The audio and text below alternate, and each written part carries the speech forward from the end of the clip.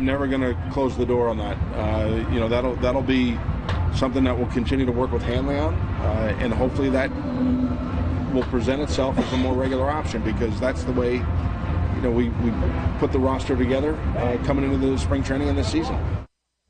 He had some other interesting words, too, when he said, I don't want him to just, it's about activity, and I don't want him to just settle basically as a DH, right? Which I agree with. I think this guy needs to be engaged defensively. I don't want him just sitting up in the couch, you know what I mean, between innings and getting comfortable between at bats. Some guys just engaged. Do some guys have that capacity to, if they're not out there, if they're just DH and otherwise sitting back in the clubhouse, to just disengage? Yeah, I mean, for a while we haven't had a DH other than David Ortiz, right? And he obviously handled it very well. So this guy, I'm worried that he's just kind of out there, and obviously he's like, oh, time to hit. And he's not sunflower seeds.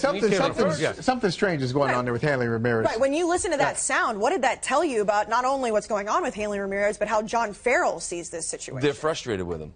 They have to be frustrated with him. Is he frustrated with Dombrowski as well, though, when he says the way the roster was constructed? No, but I would say... No, they constructed it for him to play first against lefties in Moreland. So he's not pissed at Dombrowski. He's more pissed at the guy who's not doing what he said he would. He has to be. You know, I'm with you, Tom. When I first heard about that quote, just seeing it on paper is one thing, but seeing the context, seeing John Farrell say it, it's like, this is how we built our team for Hanley Ramirez, essentially, to be a DH sometimes and to play first, but he doesn't want to get with part of that plan. He just wants to be the DH. He showed up February, 17th and couldn't throw a baseball?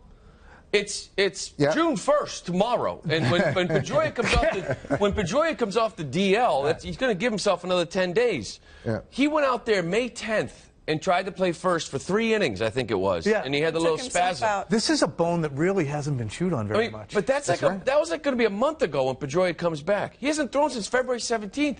He didn't have surgery. And he was solid. I thought he was bad, just anecdotally. I thought he was okay at first last year. He was actually much better than I thought. He was good defensively. Stunningly at good. first. What do you do about this? Can you do anything if he doesn't want to play first base? I mean, probably not. What's the solution here? Well, especially if you put him out there and he just says, "Ooh, I got a spasm." Ooh, ooh. And if he does that the first time, then what's the? All right. So what do you do with the guy? Well, it's frustrating, I'm sure, because they want him at the first base.